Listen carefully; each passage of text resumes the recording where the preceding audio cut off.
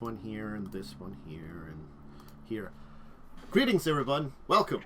Welcome to Discussing Tabletop. I hope you're having a great Saturday. Of course, joining to me... Push all the buttons. I did. I pushed all the buttons, so everybody should be heard. All that stuff. At least you two should be heard. I don't know, like, if someone randomly shows up, then they might not be heard. They probably will be, but you never know. Yeah, I mean, we're probably on the same channel or whatever. Mm-hmm. I mean, maybe. Who knows, man? Like, Nothing matters anymore. nothing matters. Half of these streams are mildly cursed at the beginning anyways. Our opinions don't matter. I think our opinions matter decently. Well, I mean, hey, everyone has the similar opinion that we have now currently of Wizard sucks. Yeah. Look, I will have a statement that's going to be my personal statement on this. I'll put that at the end of the show. Just about, like, my opinion on things and how things will go for the show, because honestly, we'll have to talk about it. But I guess let's just dive into the actual news for now, unfortunately, which is just more shenanigans with Wizard and the OGL and the after effect of it, and more information that's come out, and a lot of stuff that's going on. Yeah. Oops, all things. The If statement you've lived maybe? under a rock for the past week, I'm going to catch you up to speed a little bit. Mm-hmm. An article on, it was Gizmodo, I believe, Mm-hmm. dropped, it leaked the new 1.1a OGL and had a lot of very bad things in it, including basically Hasbro and Wizards saying they can just use your IPs and never have to credit you or pay you. You have to pay royalties, all that kind of stuff. Then another thing came out from WoTC employees about how much the company doesn't see the community as people. Which, Mm-hmm. Pretty spoilers, standard no corporation thing. company sees you as a person. You're You're a money. You're profit for them. That's it. And now we've hit the point where there's so much backlash. Wizards has actually spoken on it and given us a statement. If you can call it that. It's a lot of PR speak. There are some. I'll go through paragraph by paragraph. I'll link the statement. Yeah, you want to link the statement. It's not a particularly long statement. It's a very standard PR statement. First, so it's basically going over why they did it. They had three major goals in mind. First, they wanted to prevent the use of D&D content from being included in hateful and discriminatory products. Second, they wanted to address those attempting to use D&D products for Web3, blockchain, and NFT.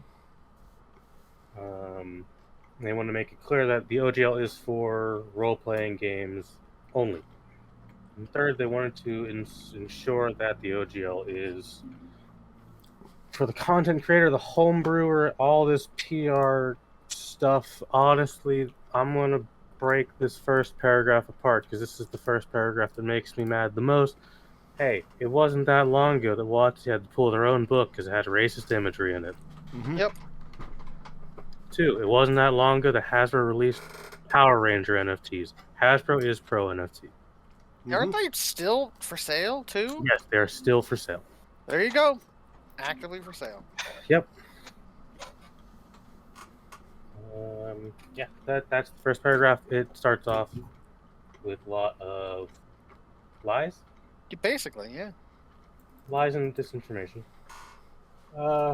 They had driving these goals were two simple principles. Our job is to be good stewards of the game, and the OGL exists for the benefits of the fans. The original one was. The original one was. This one isn't an OGL. It is a commercial contract. Mm-hmm. Yeah, which is a bit different. That is why our drafts Oh, of the new OGL include the provisions they did. They were not drafts. They included a contract. You do not include a contract with a draft. noting here that we do know the existence of a OGL 2.0. Yes. There was a leaked FAQ for employees that mentions the existence of it. So basically 1.1 came out December. It Yes. seems like they were planning a 2.0 this week. But we'll get to why it didn't come out and the statement did in a minute. So that's where the drafts come in. They're calling it a draft. It's not a draft. In no world can this be considered a draft. Had a contract with it. You do not send a contract out with a draft. You don't really send a draft out to a bunch of third-party publishers. No, a draft's like something internal. Yes. Yep. They decided to be a little cheeky, make a little D&D joke. Haha, we're Wizards of the Coast, we make D&D. However, it's clear from the action roll 1. This statement is tone deaf. Mm-hmm. It says no place in this document. They have not read the room correctly. And then Still it not goes an on to apology say, either. it's not an apology. There's no apology in this at all.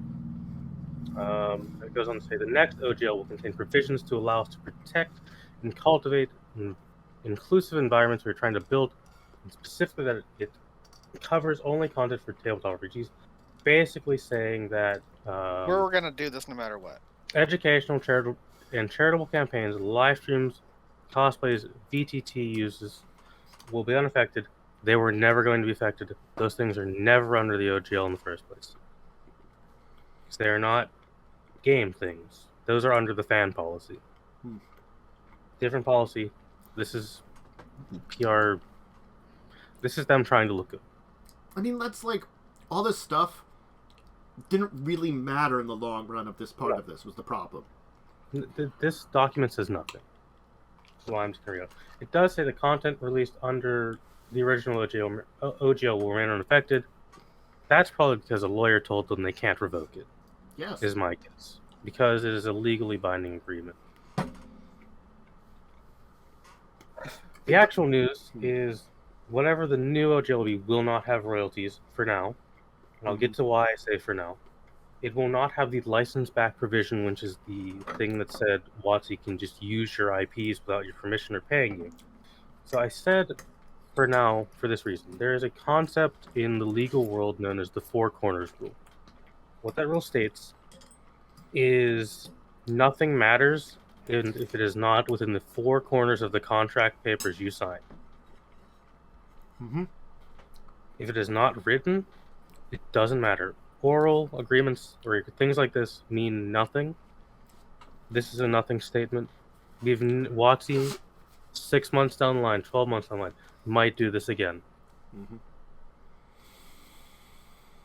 Mm-hmm. That's basically the bulk of the statement. They do say, like, their license back, the reason for it was they were worried about, like, oh, they're getting to film television digital games. And, of course, that means people will steal our IP more. Yeah. Uh-huh. Lordy, lordy, lordy. Well, a lot of the bottom half of this reads very aggressively towards companies like Paizo and Cobalt Press, which are not competitors to WoTC, because WoTC is a disgustingly massive corporation compared to them. Yep, Pathfinder might be the second most selling tabletop RPG. Paizo is a fraction of the size of Wizards of the Coast. Wizards, billion-dollar company. Paizo, I don't know, but maybe like I could give them maybe like $100 million company. That's like a tenth of the size. When they say in this, that is, we're concerned over major competitors and major corporations. What competitors and corporations? You are the major competitor in corporations. Yeah. And they go on to say they're not going to release the new OGL today, basically saying we're not going to show you it until you shut up about it. Mm-hmm.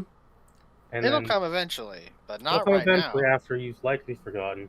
And then we got the cherry on top, the worst part of it, the worst statement you could ever make. Second, you're going to hear people say that they won and we lost because making your voices heard forced us to change our plans. Those people will only be half right. They won, and so did we. A statement like this is us versus them. Mm-hmm. This is an incredibly competitive statement to your own community.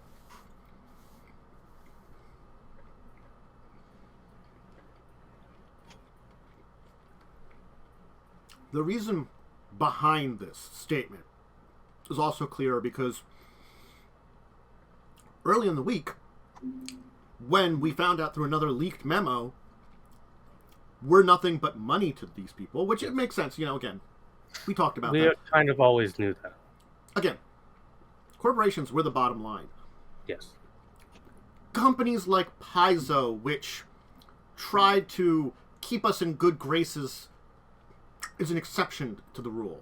Because they do it because they feel like they treat us nicely, we'll spend more. Yes. That's a strategy. We like that strategy. It's probably the better strategy than treating people like shit. But unfortunately, in a lot of industries, that's not the case. Yes. Tabletop industry tends to be a little bit more an exception on that. Anyway, there was if you haven't heard, another one, might be under a rock, mass exodus from D&D Beyond. A lot of people are just canceling their subscriptions. And yeah, there was like a call to arms kind of thing on Twitter that was basically like, hey, cancel your major stuff. content creator that could say something, because there are many who are under contract with Wizards. So I cannot stress this enough. If a content creator for 5th edition hasn't said anything, it's because they possibly can't. Mm-hmm. They are possibly not allowed to say anything due to contracts they have with WoTC currently. That's why don't be angry with everybody. People are angry with Critical Role because they didn't give a statement. The thing is, they probably have contracts with Wizards they do not want to break. Yeah. They cannot make a statement. Critical Role did release a statement. It was, on the surface, you could say it's a bare bones statement. But when I looked at that statement, and I am aware that Critical Role is so tied to Wizards of the Coast right now. They've got so many contracts with them. Critical Role even releasing anything so minorly supportive of the tabletop RPG community says a lot right now, because even that could get them in a lot of trouble.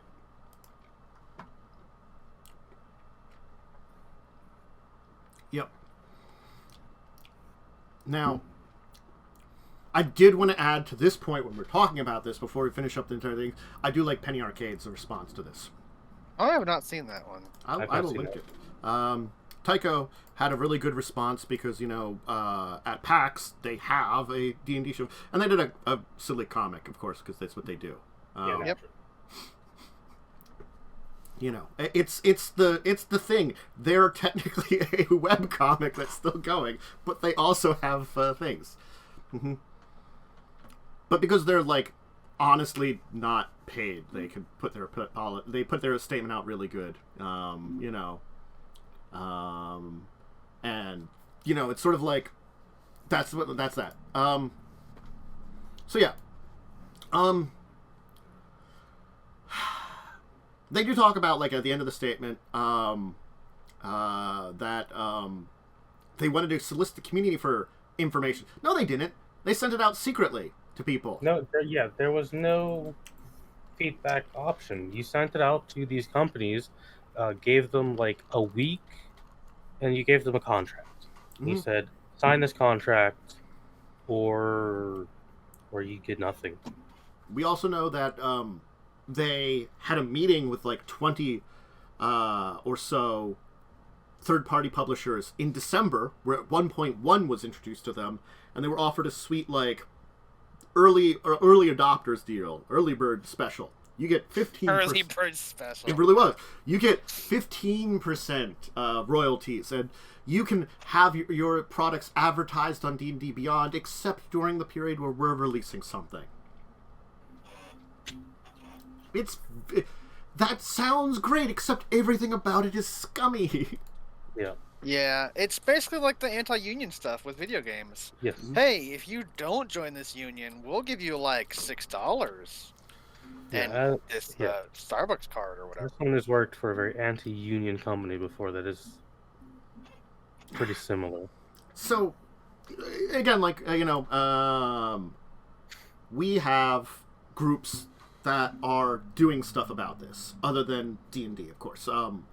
Plenty of systems are building their own things. Kobold Press announced Project Black Flag. Project was it Black Flag? I believe Black Flag, yeah. Because the whole thing was raised the Black Flag. Mm-hmm. That was their whole campaign.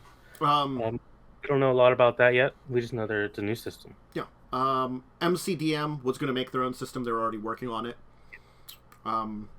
Paizo. For those of you who don't know who MCDM is, it's Matthew Koval. He's written some of the best 5th edition books. Yes. Some of the most useful stuff for DMs. I've heard of him a little time. I don't know as much, but I've someone I heard about. Yeah.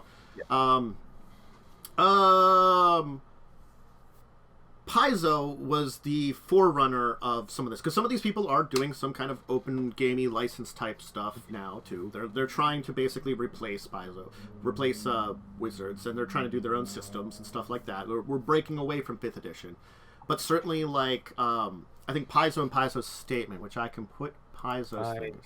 Yeah. I got the link here. Paizo has announced the Open RPG Creative License, also known as ORC. The plan for it, for the license they've announced, and they are working with other companies. The ones they said is Kobold Press, Chaosium, Green Ronin, Legendary Games, Rogue Genius Games will participate in this.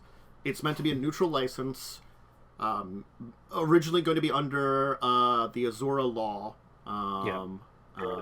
They're one of the biggest law firms in this industry. Oh and my! They are owned by. I'm sorry. Good. I just realized Azura is the lawmakers from Ravinica. Yes. Yep. They're nerd lawyers to the extreme. They are one of the They represent Paizo. They're one of the best IP law firms in this industry. They're owned by the person who wrote the original OGL. Yeah. I just realized that as I was reading that there again. I'm like, oh my god, they're super nerds. Alright, but anyway, yeah, so they're going to be writing it. The eventual idea is to put the ORC under a non-profit who can control it so that no one company, regardless of who owns it, can have control of this.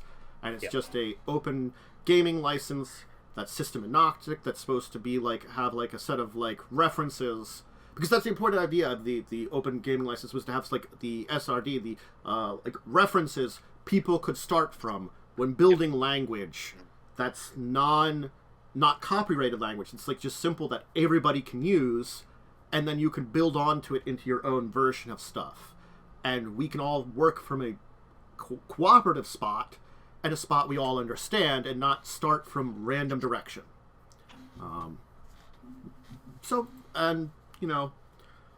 Paizo talks also about how there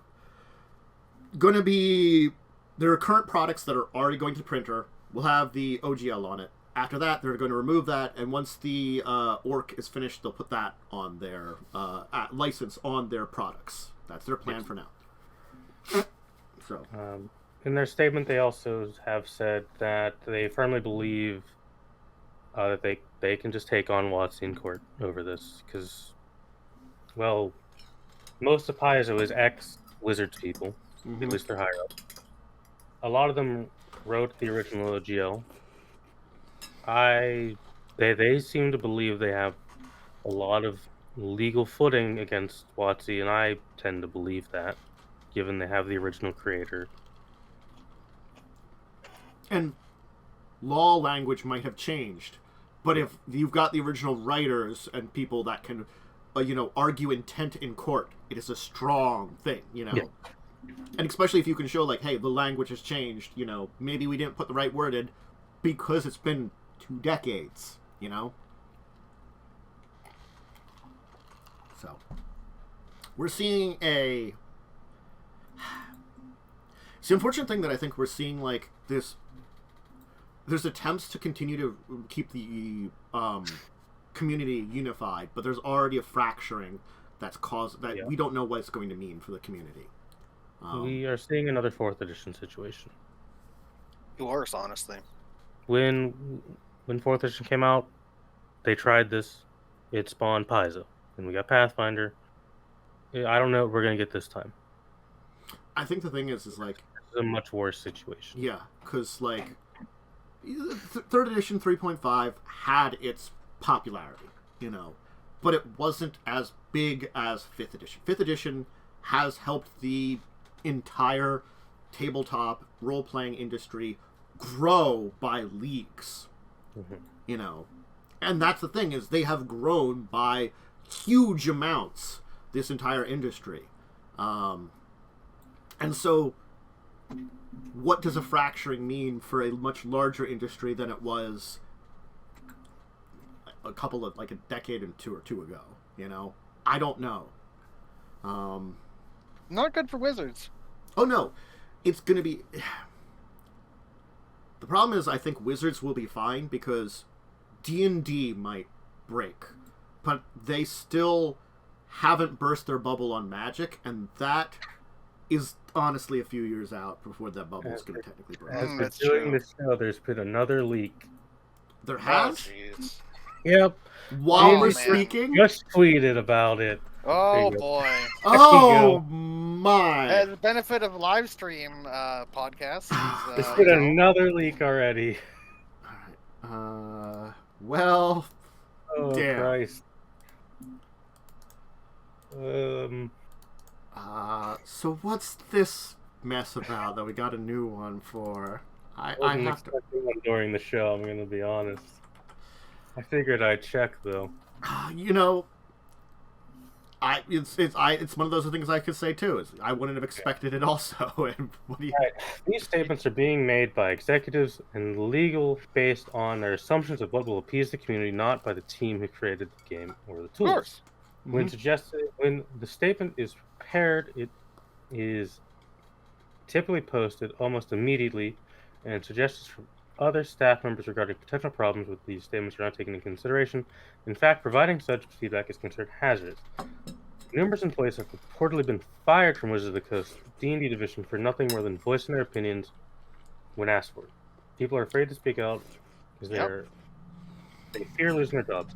This is a leak from WoTC employees. This has been something that's been happening the whole week. There's been a lot of statements in private from Wizards of the Coast employees speaking on such matters. No one there is happy about this.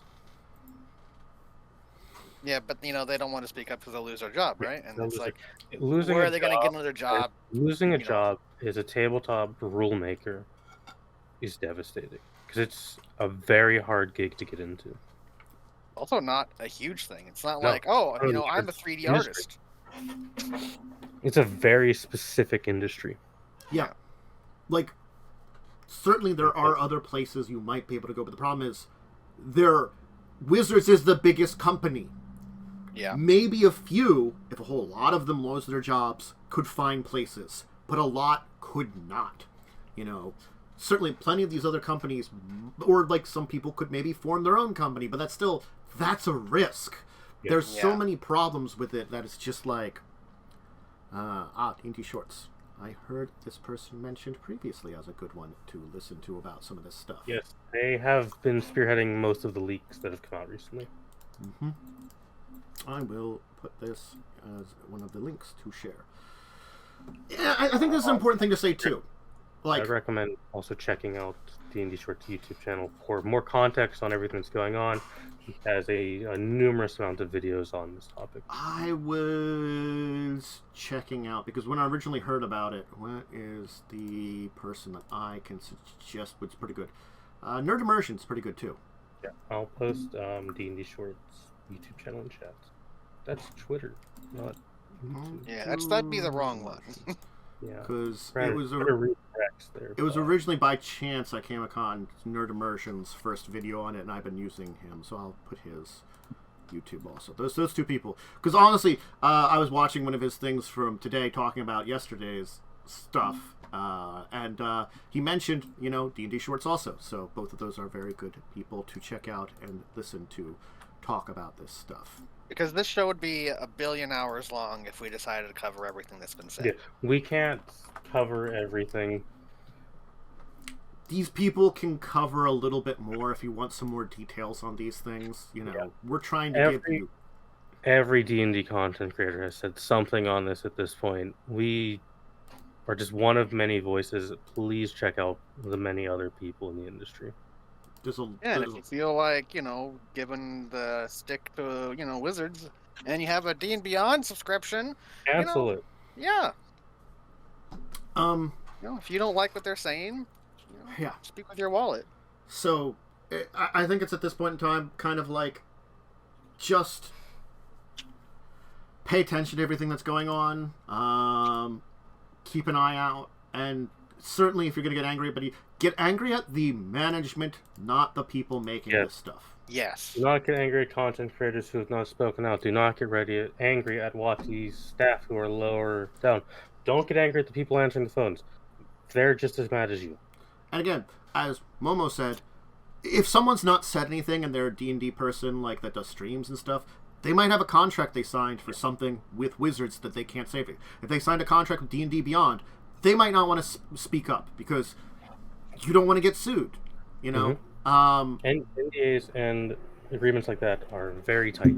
It was very interesting that I learned a little earlier too, which I don't know if we've really talked about it, that another reason that the OGL was put out was because Wizards didn't want to be seen in the same light as TSR, because TSR was known for suing smaller companies out of existence. Yes. And this would it was partly to be like, hey, you can do whatever you want, And also I think it was because they couldn't have enough staff to support such a big system. Yeah. It was like, hey, we can't spend or hire enough people to continually release books and products and expansions and APs and stuff like that. I mean, now they could, but they don't. Yeah, now it's like, we can save so much money by not hiring people. Yeah, pretty much. And make the people who work there right now work twice as hard. So on top of them working, more than they probably should, to kind of go back to that thing before, is having other people on the internet mad at them for something they didn't do is not a good take. No. And a majority of books are actually written by freelancers. Yes. Good luck getting freelancers now. Yeah. After this. Yeah. So, it's an issue. It's a shit show. It's just a shit show. There's just so much going on with all of it that we just have to part of it is we just have to kind of sit and see what happens to a degree. And I think the important statement that I'm going to say here too is you have to choose your battles properly here. Something like canceling D&D Beyond. It's a good battle. If you want to show less support to the company, buy less things, buy none. Honestly, be careful about your products that you buy. On the D&D side, there are a lot of other D&D stuff that you can go to, or other things that you can do, third-party stuff. You have a bunch. If you want to hit Wizards and you are in Magic, be smart about it. Honestly, when you can, buy singles, buy less direct products. That's probably a good idea. You can still support that hobby that you want with less support towards the main company. That does kind of indirectly move away from it, buying singles a lot of times. There will be people that will purchase it. Be smart about what you're doing. Think about what you want. Understand who you're buying from. People still buy from Ubisoft and Activision Blizzard. Yeah. You're probably not going to get away from that ever. Now, granted, it's a lot easier to get away from that in something like the tabletop RPG industry. There are so many other products in that you can be like, I'm going to try, the Pathfinder or Pathfinder 2nd Edition, or I don't know how many others. Shadowrun, the new Cyberpunk. There are so many. Or 2D20 systems. Modiphius, right? The 2D20 system. There are so many other products that you can try. You don't need to play 5th edition. Yeah. And there are things close enough to 5th edition or have similar veins to 5th edition that if that's the kind of game you like, you can still have fun. There are still very simple games out there. I will admit, 5th edition is still probably the simplest. But honestly, if you just want to play 5th edition and not buy anything else for it, that's also fine too. You know, Yeah. If you just stick with what you own and just make your own stories and stuff like that, you can still have fun with the product that's been put out. It's like you do have to separate the artist and the what is it? The Artist. Arts and the artist. The artist and the art. Now, in this case, a lot of the artist is a collective, and it's really their corporate head, which you really have to hate. But still, Yes. And again, the same with Magic. If you feel like getting into another collectible card game, good luck to you. If not, maybe just don't buy as much for a while or something. There's way too many products anyway. Apparently. We're like, wait until they put out another like Kamigawa and then buy that and fuck all the other stuff that sucks. Yeah. You know? I guess the last thing I can say on this OGL thing is this week in particular has hurt. I did, at one point, I used to have a decent amount of faith in WoTC. That's gone now. It's probably never going to come back. I think it hurts the most because I do truly love 5th edition. Mm-hmm. I've come to the realization that, especially recently, I have played D&D for nearly 20 years at this point. Exclusively, for the most part, WoTC D&D, right? Like, 3rd edition, 3.5, 4, 5th. It is, like, I feel like I have lost D&D at this point. With this 1.1a, because I am friends with many D&D content creators, many home brewers, and many DMs who stream stuff. I can't in good conscience support something like this anymore. So I will not be buying any more future WoTC products, personally. At least on the front of books and things like that, which is where it'll certainly hurt them the most.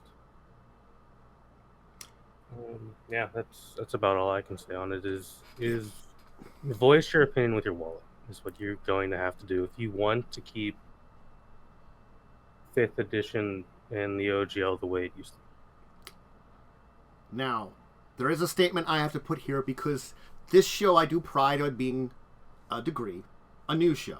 We do talk about our opinions a lot, but we will still have to talk about things Wizards does. You'll probably see it a lot less. Honestly, I honestly feel a lot less like talking about Wizards products that don't seem very interesting, or maybe something like later on in the year, once they release Planescape, maybe I'll talk about that to see how much they fuck that up. Yeah. Or like Magic, probably only one time talk about a set that comes out if I feel like talking about it. If it looks interesting enough. Like, that's the thing is, I've always been, up until now, put stuff like that a little bit more important, because I always have to be like, I can only talk about so much. So I usually go to what looks interesting. Mm-hmm. I have to be, impartial. I was always a little bit more biased towards things like WoTC and some other companies, too. I might still be biased towards some of those others, but I might put, unfortunately, Wizards products lower on the scale now. Something like Paizo, honestly, I like talking about Paizo stuff. That's why we do it. I like complaining, and that's the thing is, I agree with you too, Momo. I always hold out hope because, you have to think about, I complain, weirdly, about Steve Jackson games. Yeah. And, honestly, USAopoly. And the reason why is because Steve Jackson games can do some good stuff. Yeah, like, Steve Jackson used to help, but they can make quality products. They just often don't. USAopoly can make good products. They sell USAopoly out constantly. USAopoly has made some amazing board games before. They sell out constantly, which is a disappointment to me, but I know they can do well, so that's why I like talking about them, because I hold out hope that they will continue on the good path rather than the bad and one. I know Wizards can do better, but they're not. I feel like under the current management, they can't. No. So Not that they can, it's that they won't. that's true. I watched a video today by a DM by the name of Mark Hulmes. You've heard me speak of him before on the show. He's a very talented man. He wrote parts of Candlekeep Mystery, which is a fantastic anthology book. His words were he has been playing and running 5th edition for 6 years now. And he has realized he doesn't want to... Well, he loves 5th edition. He doesn't want to work on 5th edition anymore. And I think I'm in that same boat. Mm-hmm. And I think it's because I have such a love for the system that I can see its glaring flaws and every poor business decision with open eyes. So, I'll go be honest. Next time you hear about something from a WoTC product, it will be, I guess, our quarterly Magic release. Because honestly, when the main sets come out, I'll probably chat about that, but maybe just one video instead of a couple. One discussing tabletop instead of a couple. And I don't know about D&D. And honestly, D&D 1... Yeah. I just might not talk about it anymore. I don't know. I've said my opinions on 1 D&D in the past. I don't like it, chat. I have such negative opinions of it currently. I don't feel like I want to ever speak of it anymore. I feel like at very least when we have more on it, that it's actually more than just with the crap they've been putting out. When there's a UA, when we have a core book. Yeah, when there's a core book, I'll talk about. But I don't believe I will personally be covering any more of the UAs because I don't want to use my free time to read through them. Yeah. They've been going on a bad path with that. I mean, it's a design choice, but design choices, I don't know if that was like a good video, like a bad video game hindered by the management. Mm-hmm. I don't know.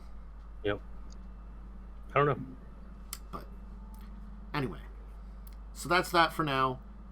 There might be more to this in upcoming weeks. We've talked about it for a few weeks now. It's just because stuff keeps happening. And we should get more and more, and it's just a developing shit show. So, we got a few more nicer topics, though. Honestly, that's why we talk about those. Hey, Gatewalkers is the new kind of adventure path for Paizo that they're going to be putting out for Pathfinder. So there's like a big, brilliant light across Galarian were flooded with brilliant light. And the flash, the witness saw something familiar, something compelling made them step through the gate. Those who returned don't recall what was on the other side, but what transpired has changed them forever. This is the missing moment. So it's like a bunch of people disappear into a gate and come back or something, and you're playing Gatewalkers. Yes, it is the Gatewalker Adventure Path, which is a bit of a planar adventure. Yeah. And kind of also like an interesting because you're paranormal researchers or something, I believe this is being released in conjunction with the Occultist. Mm-hmm. Because they have Kineticist on the way. Yeah. There's also a free player's guide in here, which covers what the adventure path will be. It recommends like different species you could play, classes you could play: investigator, psychic, thaumaturge, bard, oracle, witch, and some possibly new ancestries. Or there may be new ancestries, yeah. Maybe it's just suggesting some. There gotta be some new backgrounds. There are some new ancestries, I think. There is, yeah. There's one. Dreams of Vengeance, lost loved one, sense of belonging. Yeah. Look, I'm gonna admit that's one of the great things that Paizo does with all their adventure paths. Offers a free player's guide. Yes. Player's guides are really helpful. Yeah. It gives you and hey, what do I want to play in this? Rather than talking to your DM, be like, here, read this. Yeah. Like, I will say, though the Skulls and Shackles does have its issues, the player's guide has helped us actually make a functional party. Yep. Yeah, they're very good about, like, here's some suggestions on some things that you should take that are really helpful. It pushes your players in the right direction, so you have to do less to make sure they fit in the game. And, also new feats in here as well. Yeah, neat. They're doing a lot better with the player's guide, offering a lot more, it seems like, nowadays, which is nice. TUI has been very good with their player's guides. Yeah. So, and apparently the alignments, ancestries, classes, languages, skills, and feats suited for the adventure path. They give a lot of suggestions on the directions you can go, which is great. There's not much in the not recommended category aside from some ranger stuff that is specific to environments. Yeah. Which makes sense. Yeah, because you're going to be traveling around a lot. You don't want to be tied down to a single train. Mm-hmm. So, if you're interested in adventure, want to check out the player's guide, whether you're a player or a GM, go ahead and check it out. I mean, honestly, it's coming out. I'm assuming Gatewalkers is coming out in the next month, probably. Usually, these put it out like a month ahead of time. About.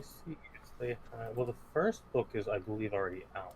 They might put it out with the first book. You're right. The second book will be in February, and the third book will be in March. Because it's broken up into like chapters. It's broken into 3 books. It's a 3-book one. I do like that they've started with. I like the traditional like 6 adventure paths, but these 3 ones are actually nice too. Because honestly, sometimes you don't want to go through 6 books. Yeah, I don't want to have a year-long adventure. The PDF for the first adventure will be available on the 25th of January. Nice. Alright, so hey, a little bit more from Paizo. Modiphius. Speaking of Modiphius, we got 2 things to talk about from Modiphius, and one of them is Skyrim. Hey, you. Skyrim. You're finally awake. I've played this game for like 1,000 hours, and I've never finished the main quest. I think I've beat it once in my 200 or 300 hours of playing. I just have... The main quest is just so boring. It's not a good main quest. I beat it... Better than Oblivion, but... I did all the DLCs except for the Vampire Werewolf one because it was weird. But that one's good. It's like, good, but it's sort of like... I couldn't choose between them. It's both the best and worst DLC because it made like being a werewolf and vampire a little overcomplicated. I mean, I've modded my werewolf and vampires to suck less and be more like Morrowind and Oblivion. Yeah, it also added in like, oh boys, some of the most disgusting exploits. Well, you know, that's Skyrim for you. Skyrim is held together by tape. It's so accurate. This board game isn't. This board game has more than tape because they've had years more of development time. Well, Skyrim had like 8 years of development. We got what we got, so it apparently wasn't enough. Blame the game, bro. Blame the engine it's on, dude. But yes, it's the Skyrim adventure game. It's a 1 to 4 player cooperative adventure game where you go exploring Skyrim. You take the role of heroes involved in epic quests, working together to defeat the enemies, explore a vast expanse of Skyrim. They've got minis, of course, because it's Modiphius. You could be Khajiit Nord, yes. High Elf, probably more. Probably have, expansions for other types of characters. An Argonian maid? I mean, there probably is an expansion for at least an Argonian, and you could just say you're a maid. Really want to. Well, I don't know. What if I want to clean up the dungeons you or can't something? say that context of that book on stream might violate TOS.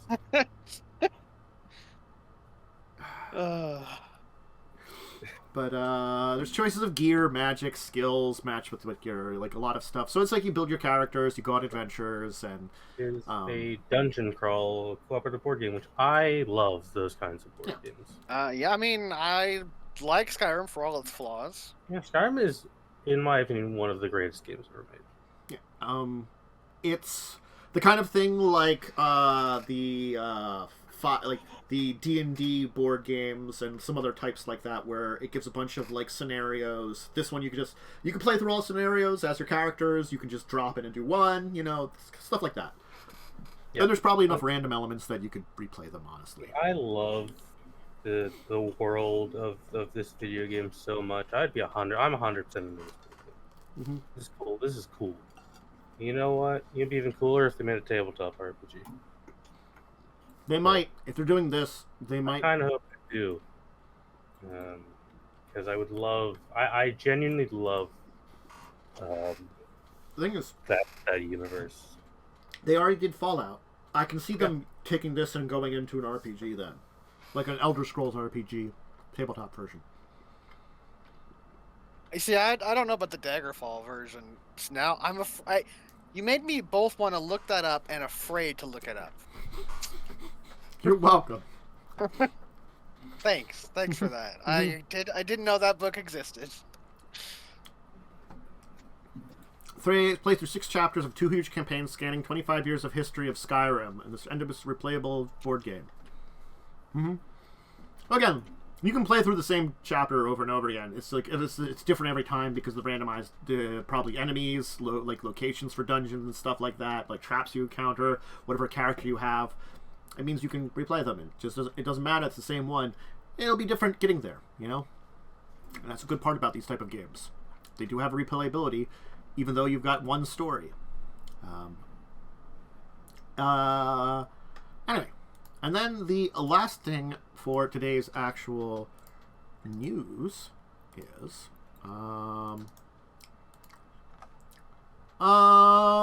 2D20 World Builders community content program. So this is an interesting thing because I don't know. Have we talked about like what? Wasn't there an SRD for 2D20? Yes. I believe the SRD came out. I think it came out, but I know that we talked about news about them putting one out so you can make your own systems. Yeah. What a good time for it to be out and about. Yeah, man. Wow.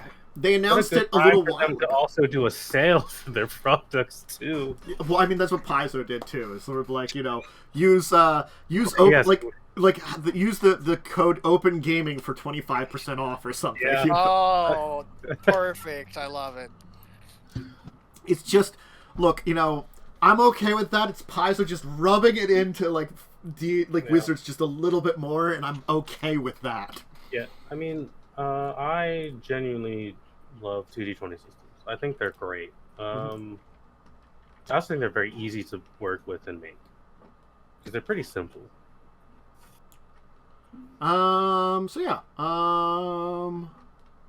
Design your content using the system reference documents, format it, and upload it to drive-through RPGs. Creators get 50% of the sales. Drive-through. So this they are saying like, it's like a flat, like, you know, if you want whatever you make, you get 50%. Drive-through RPG gets 30%. They've got a big fee, and a Modiphius gets 20%. You know, so the thing is, fair. They're saying their stuff already right up the front. You know, yep. No shade. No shade. You know, it's no secret. This is all up to you. Like whoever wants to do this kind of thing. And they're investing all their 20% share of the revenues in marketing support and free art packs for all creators to use in their content. Oh, that's pretty good. Yeah. So they're taking that 20% and investing it back into into stuff that you can use. That's nice, you know. So interesting. Any iPad you create is yours and does not become part of the program. You're free to develop it elsewhere if another rules system or make a movie or graphic novel, etc. If you're creating content to a professional level, you can join our commercial license program below, where you only pay 10% on core book sales and 5% supplement. So they do have a commercial license program also, if you want to do that. That's weird. Why would they need that? Why would they say these things? That's strange. It's almost as if they don't lie about what they're offering and, like, you know, pretend like it's a good thing. It's almost like everyone is scoring some really easy PR points right now. Yeah. Man, that's weird. I don't know why they would have that. Yeah, it's sort of like, and again, I do like how they're like, you can stay with us and keep on, like, some licensing, or you can get another system. It's your IP to do with. They say that right there. Weird. Weird that you have to say that nowadays. Imagine needing to say that. So they do have, like, all their links to the various things related to it.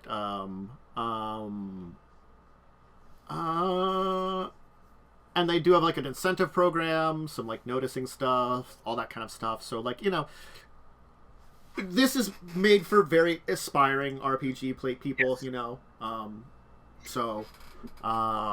It's a thing to check out, you know, if you're interested in going that direction. As someone who is currently building a setting and might, if it's, you know, good enough in the future, want to publish it, this stuff's really cool. Yeah. Edition. And they do link their system reference document here too. Yeah. So it's like in their links down towards the bottom of the page. The content guidelines, the creator resources, and an Octung Cthulhu art pack you can use. Man. What? If you're participating in this. That's a weird thing that they would do. I don't understand. It's like and I'm gonna say this: not everybody needs an OGL. They have the 2D20 system. They don't really want to do this. This offering what they are doing, and even the level of what they're doing, like having a system reference document in general, is really nice. And like they're having like, we just have this commercial license program. We have all this stuff here, and this is still very goodwill because it's laid out in front of everybody how it all works. Nothing hidden, no lies, no trying to like steal from you or change things. Simple deals. So if you're interested and you want to create some stuff and do some world building with 2D20, check it out. I got the link there. Jeez. Now, a topic. Do I have a topic? God. Dude. I don't know. It's kind of hard because we just were hit with all this crap. There's a lot, man. Yeah. Sort of like, man. And looking at, I still had one 5e topic on here. I don't know if I want to hit that one. Do we even want to talk about that topic again? Nah, I'm good. It was multi-classing, how it really sucks specifically in 5e. I feel like we've talked about that enough at this point. I think you should just highlight it and delete it off your list. I just did. I'll save it for you. Multi-classing sucks unless your DM is a cool person. There you go. I mean, like, I'll leave. End of discussion. I'll leave D&D 4e here because I feel like that has more historical. Speaking references. of 4e, did we talk about the whole why they changed the OGL for 4e to try and like? I did briefly mention that, yeah. Yeah. Okay. I thought we did, but it's like. Yeah, that was a bad move on them too. Hey, there was a discussion like this in one of the chats. I'm going to use this one for today. Oh, shit. I found it. And that's today's topic: giving your players information the right way. Ooh, the right way. Yeah, because that's well, the thing. I mean, for me, the right way for me is to make the sassiest character and have them just sass the party to the point where everyone hates them. That's clearly the best way to get information around. That's not about you, Tantus. Look, I sass people, but I'm at least like people at least like me. We'll discuss what that's about when we get to our week in tabletop section. I'm friendly sassy. So good. There was a discussion in that we had about things like skill checks and stuff, and trying to you don't want to hide things behind skill checks, but you don't want skill checks to not have a meaning behind them, and it's this catch-22. And I think the boiling down of that part of the entire thing here is that you have to give your players information. Period. Yes. And there are two ways you can give your players information. You can present it to them directly. Or you can present it to them indirectly. Indirectly would be behind a skill check or behind some investigation, which could involve skill checks, or just that could involve them going to a place and talking to a person without checks, if they choose the right path. The indirect is the players have to take an initiative to find it. The direct, that's the... Why don't we start with that one? Because that's the one you don't want to spoon feed your players? I'm of the opinion, and this is just more or less how I run games, how I think should be done. Everyone is different when you're a DM, and we're all learning from our horrible mistakes. But I personally believe that if it is information that is required to push the plot forward, don't hide it behind a roll. This is something that Pathfinder APs do a lot. Surprisingly large. It's real unfortunate. Because I do remember, I'm bringing it up again, Carrion Crown. First 3 sessions, we rolled all of our research checks below like a 10. We learned took nothing. Like 4 sessions to get past what should took 1 session, because all of that information was behind a check. Granted, there still would have been like a time component, but we could have skipped forward a lot quicker. And It took like 3 times as long to get information than it should have. it did. I personally believe if there's a library of information, I tend not to ask for a roll if you're gonna find it. I'll ask for a roll for how quickly you find it, but you're gonna get all the information. Yeah. I like rolling for time as well. Yeah. Rolling for time is a good So one. you have a perception or investigation check if you want to, use those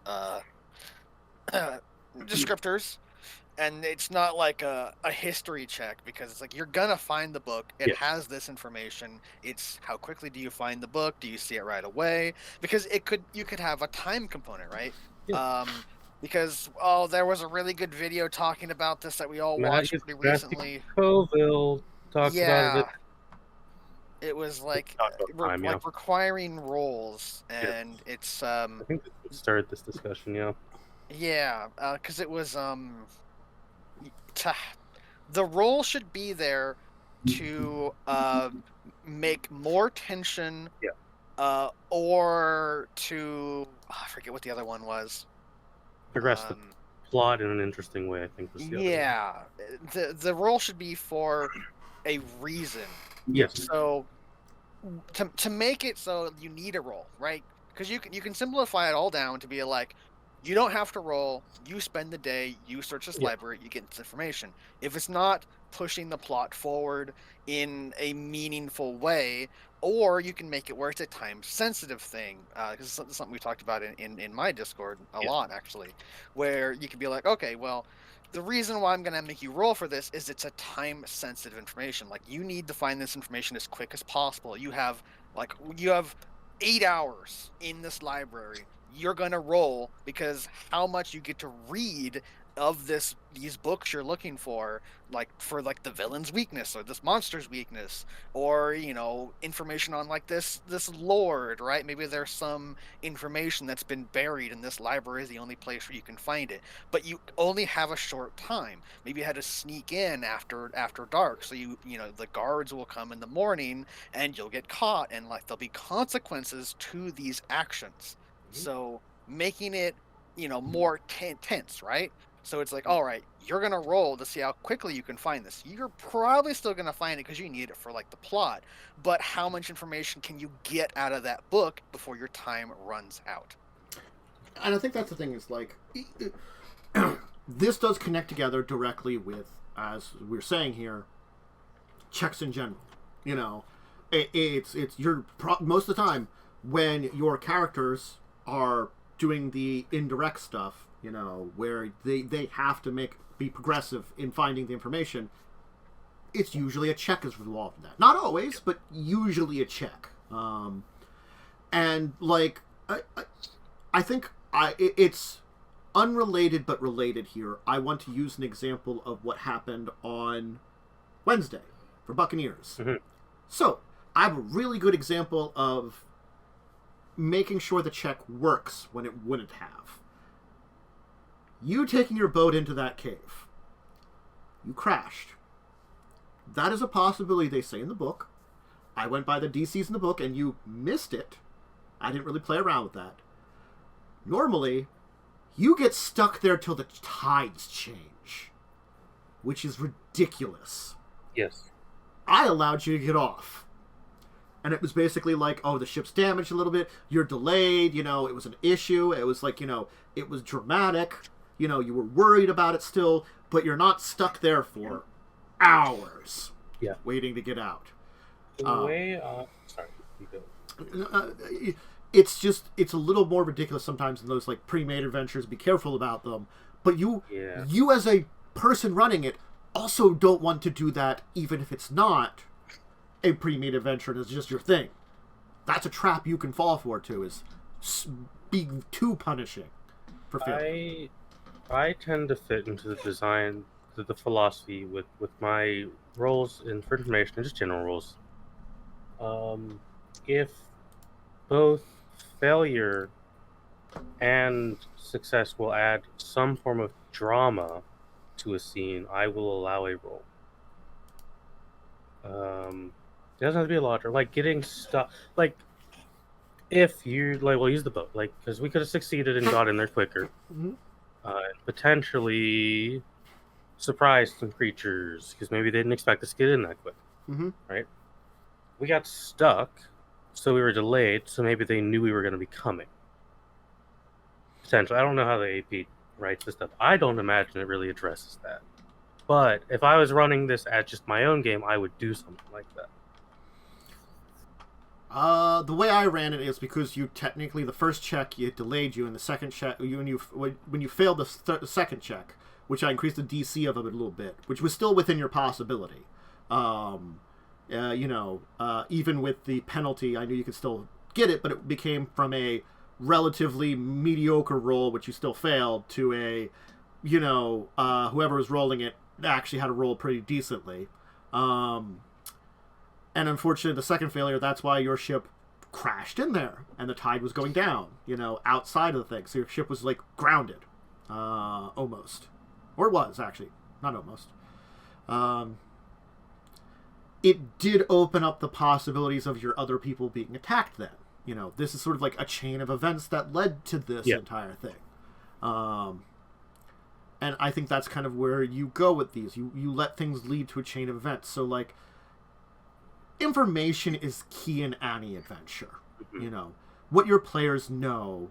They have to know what they're doing and where they're going, and, a lot of the other questions, like who's involved, how are we going to do that, the who, what, where, why, how, that you have to answer all those questions away. Granted, sometimes those questions are less important, like who might not matter very much, or they might not be able to find out who it is, because they just know something's going on at this cave over here. We have to go there. They might find out who while exploring there. Same for a lot of these other motivational questions, but like the basic idea that you have to answer at least enough of these questions to get your players involved is important. They gotta know where they're going and what they're doing, and you discuss things like how will they go about that with them, and then like time frames, we talked about those, that's a win. And answering these questions for your characters basically gives them everything they need to know about what they're doing.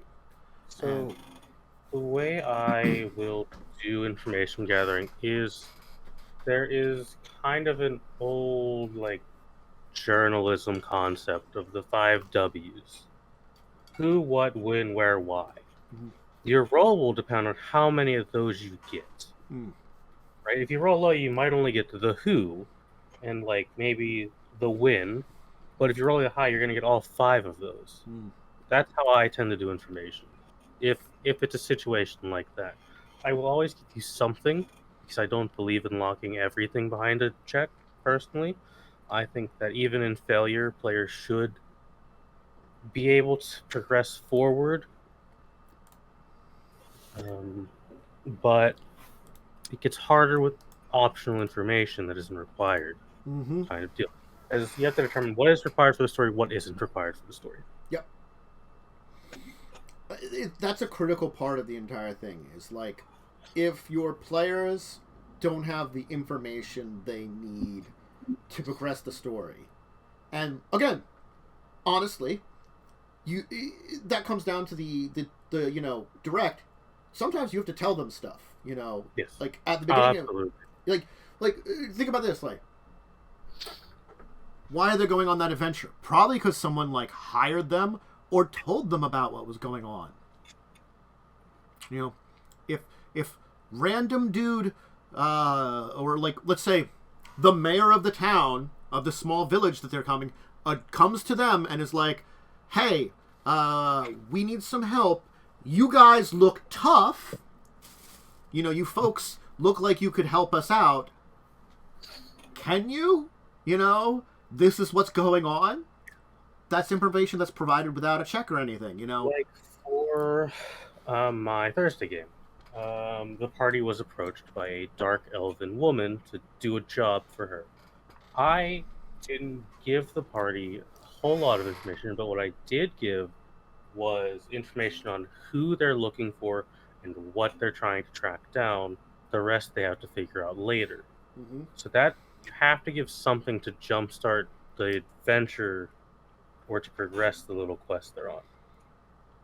Otherwise, they're just going in a blind direction. Yeah, but like I think that's like the thing is it's again the first thing, the direct information. You got to be careful. You don't want to give them too little. You also don't want to give them too much because that'll be like, you know, if it's like overwhelming. It'd be overwhelming. It's sort of like, well, if you know all this stuff, why do you need us? Kind of thing. It might end up being. Did we talk about lore dumps and deeper dives? No, I oh think we God, should. I can add about lore dumps. Yeah, point. please add lore dumps. Oh, That's God. relevant to this. Christ. I will add that to the bottom here. The lore dump. Why that's the next segment. The lore dump is a thing that needs to happen sometimes. I try not to do big lore dump, but sometimes you do have to. I agree. Like, if you... Pretty sure I watched a video from a certain well-respected DM who talked exactly about this. Yeah. I think it's also the thing that, like, it's overwhelming your players. And that's just in general. And, you know, sometimes, depending on the story, they might need it. If your players, let's say, like, have been going along, maybe getting smatterings of information because they haven't been very successful in their checks to get the information that they need, and get to a point where it's like a library that has all the answers, then yeah, they're going to get lore dumped. Are they going to, like, be able to get all that in their brain at once? I don't know. Well, if your lore dump is longer than a Kingdom Hearts cutscene, I'm not going to pay attention to it, dude. I don't have, like, the mental capacity to understand that. It needs to be something that is engaging, is the short version. Yeah. Like, you can't just... It can't just be like, here's some info. It has to have, like... Here's exposition, blair, blair, blair, blair. Oftentimes, there are certain games that I've been in where I'm just sat there listening, it's like, yes, this is happening. Sure. That's cool, dude.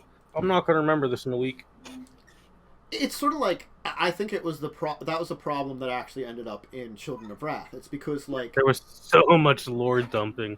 Because, like, they would get into something where they would ask information about it, and it's like, and they'd make checks. And when you have people that had massive knowledge checks, and they roll like... When I was like a plus 14... Yeah.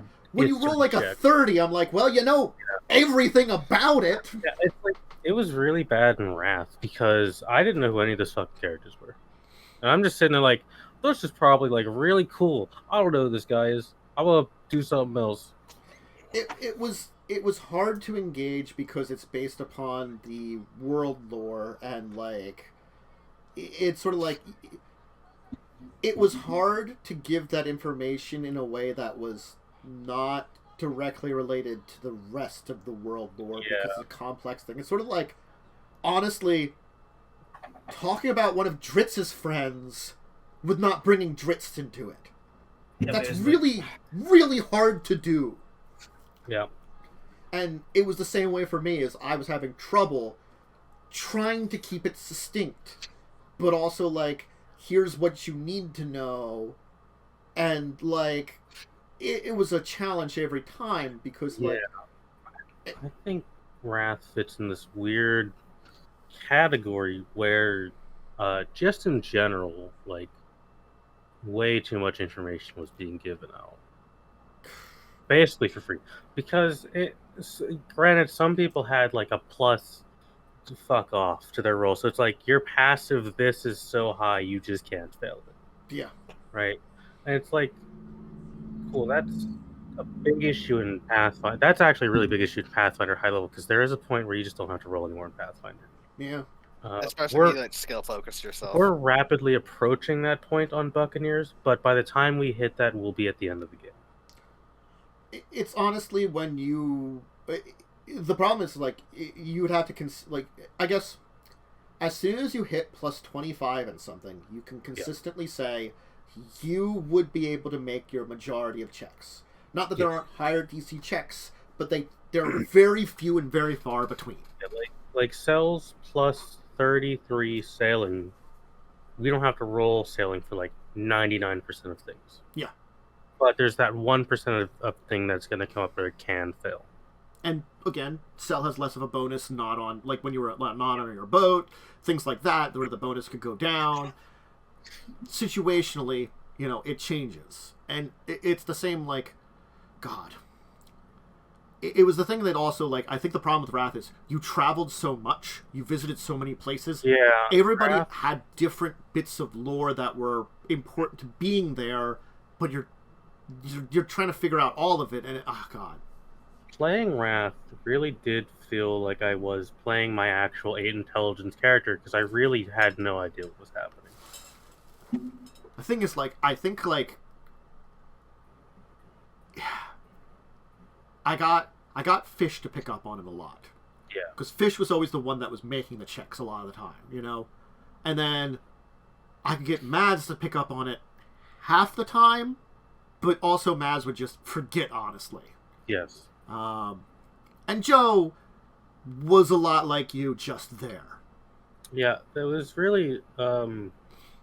Joe and I were there for the charisma checks, when someone actually had to be convinced of something.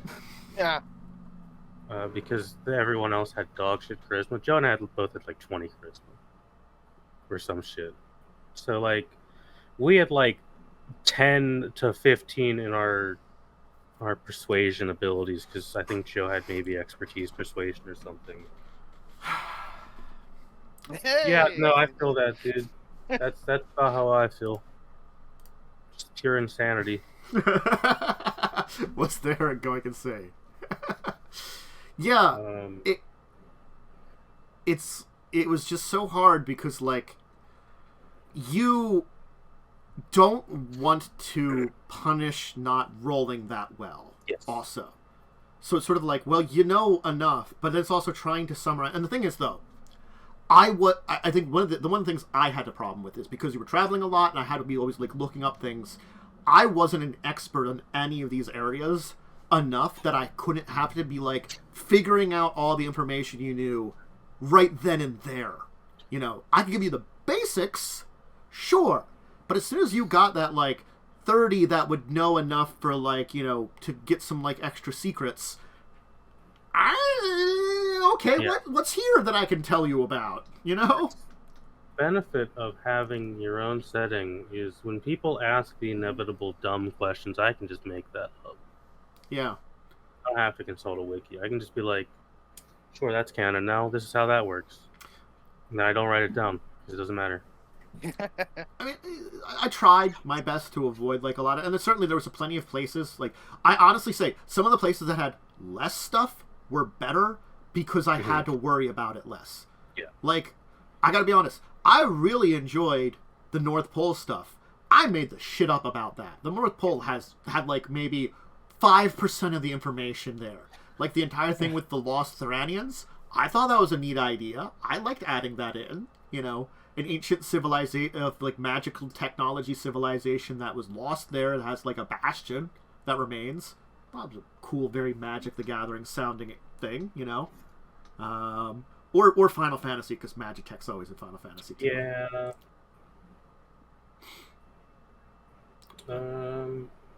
It's definitely, when you have to give information in an established setting, it's very difficult. You can easily just forget some stuff you really should give. This is something that I do that it's not for everybody, obviously, but I will tend to make notes for like the next session or two. Like here's the major plot beats that I'm going for, and what do the players need to know, and all the information that they need to know, whether it's not behind the check, but with a check where like you only get like half of this information, or you rolled garbage. So it's like, well, you think this, right? You give them something because they have rolled. Unless they roll like a nat 1, then what you would do is you'd have another opportunity for them to learn something, or you'd have someone else be like, hey, maybe I can help, and then they're like stuck on something, and then this other person comes and helps them, and that gives them the insight where it's like, oh, I was looking in the wrong place. But if you have even like a sentence or two of just like, these are things that the player party needs to know, or this is information that they know they're looking for. Because another thing is, ask your players, like, what do you guys plan on doing next session? If you're really having a hard time, like, keeping up with what the players are asking, talk to them. Yeah. I mean, we mention this all the time. Yeah. Yes. Like, it's one of those things that's literally like, I have an order of operations for, what's going on in Buccaneers. But I specifically am like, what's your next plan? What's the order of things you want to do? Because that helps me, because it knows, like, what I have to be prepared for. Like, do I have to be prepared for, this, that, like, I know you're doing the clockwork thing next, and then you're doing the Triton thing. Yeah. Because that's the order you gave me. And then the tower. It means I know that I've prepared for these two things, and the tower, I can be less prepared for. It doesn't mean I have to be prepared for it to a degree. I can't be behind on it. But it also means, like, I know, like, next week, I might have to read the first part of the tower. I don't have to reread the entire tower, that kind of thing. It gives me an idea where we're going. And even if you're not using a book and you're just trying to make it up yourself, or you have your own storyline, having that information on your end is very good. Oh, yeah. And it's sort of like you're getting information both ways from your players, I guess is a good way of saying it there. You share information with them, and they share information with you that you use. And honestly, that's also important too, because, like, when your players share something with you about their plans or some information that they know, you know more about what to give them. Yes. Oh, absolutely. It grants you a better idea about what you're doing and the direction you're going. And, so I think it just comes down to information's important. You just have to be smart about giving it out. And, make sure your players know enough to keep on the story at very least. Even if you lock away some of the details behind a check, keep the basics to them all the time. Yes. They might not find the details out, like, of who used to use that place, or something like that. That might be their arch nemesis. But if they know where the location they're going, they'll run into them. Like, in my Thursday game, the party for the first time met Abyssal Elves, which are what I call Dark Elves in my setting, because they worship demons. They're basically Celtic. Mm-hmm. Party doesn't know shit about them, so I had a roll. You were always going to get the information, they're called Abyssal Elves, and they're known for diabolism and blood magic. Mm-hmm. So that's a hint that maybe don't trust these guys. I don't know. They seem pretty trustworthy to me. Yeah, they've got these cool, like, masks that look really evil and just carry red books around. Yeah. With magic. I have for games done something similar to Worm and kept notes that players may know. But the thing is, I have to say, Children of Wrath really ruined that for me. I had so many weird notes written down on stuff that, like, it was so much for me. It overwhelmed me. Yeah. Like, my own notes overwhelmed me because of, like, how much they had found out and gone to and met and all that stuff. It was like, oh, God. So you be careful. Like, you just write down what's important. Keep track of stuff. Yeah. So, all right.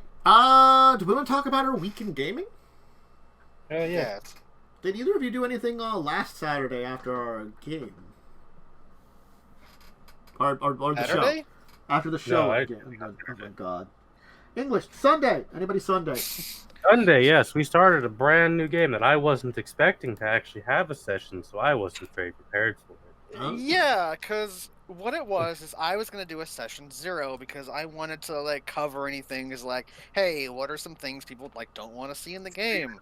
Any rules you want to cover? We talked about some rules we're going to, like, implement in the game because, spoilers, we run very heavily modified 5e. Our version of 5th edition is very different. Yeah, we give bonus feats. Sometimes we give extra stats. It's level up. We were changing the way the healing works and how you roll hit points. It's still at its core 5th edition, but we run with so many other things. So many home rules. So I was like, I want to try a different death system.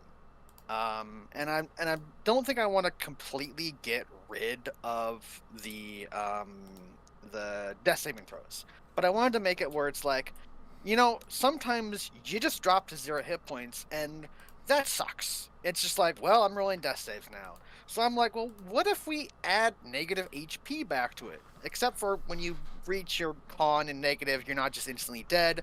That's when you go to saving throws. So you could fall down and be like, all right, I can maybe try and stab this man, or if I have a heal or a potion, I can do something while in this life or death scenario, and then you would, take damage if you do something. You have one action. So that was one of the things I wanted to talk about. We're also playing in a modern Earth setting, so it's 2020, and it's like, well, there's guns, and there's like bulletproof vests. Armor isn't really a thing in modern day, unless you're talking about a bulletproof vest. Fun fact, they don't make it harder for you to get stabbed. They just help stop bullets from killing you. This is true, yeah. So there was a lot of stuff I wanted to go with, and we went through that like within an hour and a half. And I was like, okay, well, and then we had a little conversation with like characters, like what they're doing, like motivations, and just little stuff. And then one of them was like, all right, well, I can describe the room you guys started in. So I opened up the map you guys had started on, and I described the room and like where everyone was. And one of the players was like, oh, can I get out of this? And it's like, I guess. I really didn't know where that was going. And then like everyone else kind of joined in. So we kind of ended up having a session 0.7 or something. Yeah. It wasn't a 0.5 because we It did was a lot more than a 0.5. It was just Yeah. fun session. We ended up running an hour longer than normal. The second game in a row where my first rolls were to bash like a wall down with my shoulder. This time it was like a glass cage that Cell was trapped in. The other time it was a stone wall in a different game. I don't know how I succeeded that one, but I did. It's perfect. But apparently I have a habit of rolling for violence in a lot of session ones. That's my first rolls. You chose violence that day. I did. I will continue to choose violence as soon as I get a gun. Mm-hmm. Well, fun fact. There's technically, I think there's one gun you guys have right now. Yeah, the nerd has. Yeah, that's fine because spoilers. You're gonna get a lot more guns soon. Shit. Yeah, we're like in a weird base in New Mexico, but it's all snowy.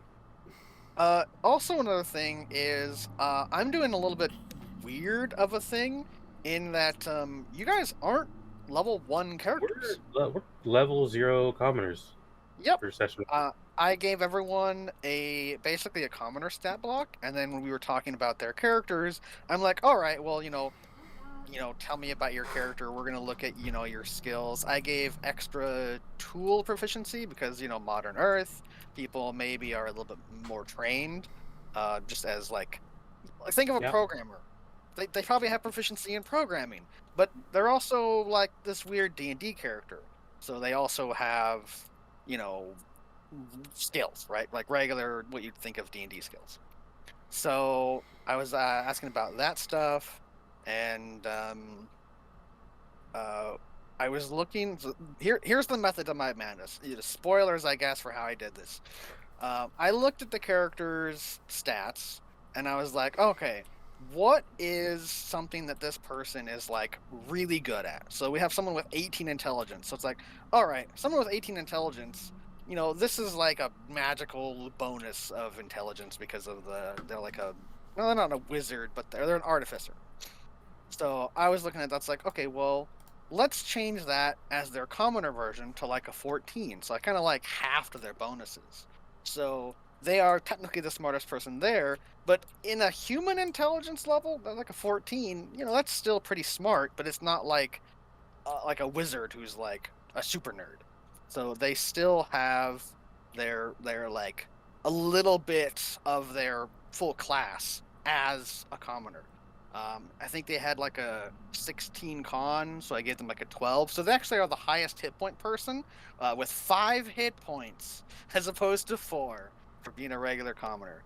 And so I brought the commoner stats up based on what their characters were. And I think it's mostly fine. It's worked out, yeah. We'll see what happens tomorrow. Mm-hmm. Well, we'll see. Yeah. I had a game on Monday. Monday game. Yeah. It was some more Traveler. It was actually I really liked the session. For like, as much as I've been fine with the sessions up until now, I got to do stuff because it's finally the point in time we were exploring something. I got to shoot some things with my gun, you know. Oh, hell yeah. I got to use the skills I have because I'm not talky or stealthy or something. I wander around and, like, you know, explore some stuff and blast things with a sniper rifle occasionally. You're a hobo with a gun. I kinda am. I really am homeless because I did lose my job. Like all of Lightning's recent characters. First ask questions later. Yeah, I'm just playing Eve from the Star Wars game for all of my characters. Well, actually, you're playing Hubert now, So, like, you know, we were exploring a derelict shipped area, dealing with weird, you know, horrible monsters, which, it was interesting because it's sort of like, the monsters here were creations of a different ancient alien species than the gigantic warship. Aliens. Yeah. I've heard about these. We're a space game. There's always going to be ancient alien civilization. It's basically two fallen empires, basically, in Stellaris went to war, and we found one of their spaceships with biologicals of the other race on there. And we're like, does that make any sense? And we're like, it turns out they were studying the enemy's weapons, because the enemy was using biological weapons, you know? Oh. Or biological servants, I guess, too. Because these things were used for weapons or servants or stuff. They genetically engineered weird space monsters to use for all their jobs, rather than robots. Oh, what? You mean they had alien slaves that worked in their mines? That'd be weird. I mean, if they had intelligence, they'd be slaves. But they're like, you know, animals. Oh, they're like they're like trained animals they've genetically engineered. They're farm animals. They're genetically engineered farm animals. Except some of them murder stuff. That's fair, yeah. Yeah. Yeah, it should be a shame if someone raised them as undead for their armies. That's people, I think. That's Stellaris. I really want to kill off that Tithyanki matriarch, which is in my system, raise it as the corpse. And raise it as a corpse. Zombie. Hey, I have a ether drake, so I can have an undead dragon. I can befriend space whales by animating their matriarch's corpse. I just have zombie scientists. Mm-hmm. Zombie scientists? Yeah. Because we're all necromancers. We all have the same symbol. We also have the same flag symbol, yeah. We all pick the infinity symbol. We all pick necromancers. It's like, what? Totally independent of each other. Yeah. No collusion at all. Yeah. But yes, Tuesday. Yeah, we did a Tuesday thing, right? We did. We had our own space thing.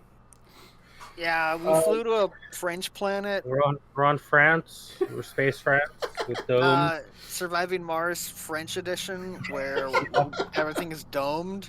Yeah, and if you go outside, you have permanent hay fever. They just have real bad allergies. Is that what France does to you? Gives you really bad allergies? That's what Space France does to you. Space France does, yes. Yeah. I don't know what we did, honestly. I'm playing a murder character, so I just sat around. We talked to, like, a kid or something who sells characters like disappointed father. Yeah. And then we're like, character, accidentally murdered someone. Yeah, Cell like straight up murdered a woman and then had to leave the planet. And then like I guess World War France is gonna start out again. Oh, yeah. So it's gonna be like the third one. The king wants to like take over because everyone's being a butthead. Yeah, he wants to unify Space France with war, with violence, which canonically never ever works. No. So it's a bad take on his part. Yeah, so we're gonna try and prevent that, I guess. I mean, my character likes murder. So I don't. I mean, I don't. so I really mean, my care. character doesn't like murder because like my species isn't cool with murder because we did reduce one of our own colonies to nothing but glass. You know, it's funny you say that because my people also don't like murder, but my character is different than though when I was playing before. Even though they're the same species, she's got a whole lot different things going It's on. like people have different ideologies. Weird. And no one asks. She's just the No. fox with the Well, guns. yeah, I mean, like, I don't know. I feel like, well, you wouldn't made a sandwich, so we couldn't really talk to you during the downtime. Oh well, I was starving, and Yeah, I you was wouldn't like, made food. Well, we'll deal with that later. yeah, and then it never came up It again. never happened again. Because it was kind of like when because I usually try and eat before Yeah, I it's have a usually game, what I try. and it was kind of like the game started, and it's like, oh no, I forgot to eat. I'm gonna make a sandwich really quick, and then so the joke was because everyone came into like the common room and was like they're gonna talk, and so it's like, oh, what's Atreya doing, or Atreya or whatever my character's name is, and it's kind of like, oh, she'd probably find this really annoying, but this is a good excuse for me to like go get a sandwich. So I was like, okay, so she watches everyone come in. She like puts her headphones on because she listens to like heavy metal all the time, and then she like leaves to go work out. And that was me going to run and get a sandwich really quick. Yeah, that was. Yeah, it's Tuesday's a time. Yeah. Sounds like it. A lot of cursed planets. This one's probably the least cursed, though. At least. Second nicest planet we've been to. Yeah. Yeah. That's mostly because a lot of them are like ultra communist. Yeah, one planet is like giga communist. So yeah, it's not cool. I think there's actually been like a couple super communist planets, to be fair. Damn you. Then we started to work with Revolution on the 3rd. Yeah. There's also we can't forget about super capitalist planet. Yeah, super capitalist. And there's Plague Planet as well. Yep. There was also the Dune planet, more or less. Yeah, Dune with Cold Dune. Yeah, Cold Dune. Well, my game, I got to have you have a battle without you actually fighting the battle. Oh yeah. You know, which was really fun for me. The session was pretty fun for the most part.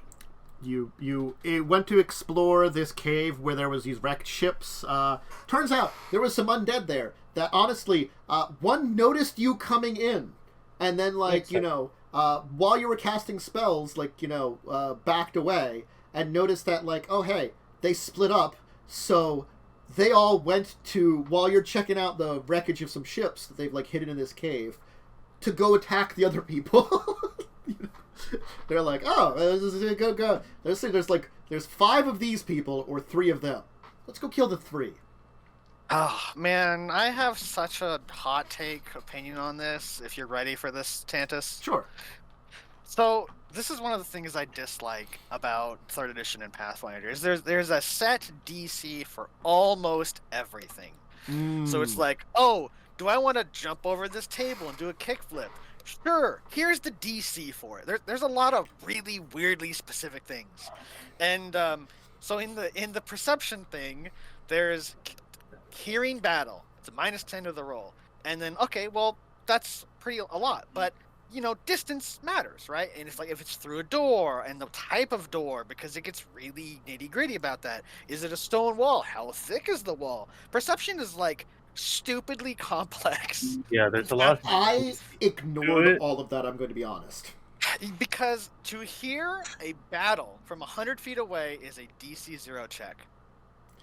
The thing which is what? What I did was, here's what the DC was. There's massive waves and crashing noises constantly coming from the outside. Echoing throughout here. I don't remember because there is modifiers for that too. Most people just rolled really bad. Yeah. None of them were granted, some people with good perceptions and stuff, and I kind of took the passives. I assumed even the people with good perceptions, just wandering in there, weren't going to notice anything, especially when they were beginning to wander into the ship and stuff and check around while they were looking around in the ship. I just kind of kept it as I had them rolling for combat for their allies, basically, and like perceptions for their allies. Like, that's what I figured. I figured those rolls weren't for us.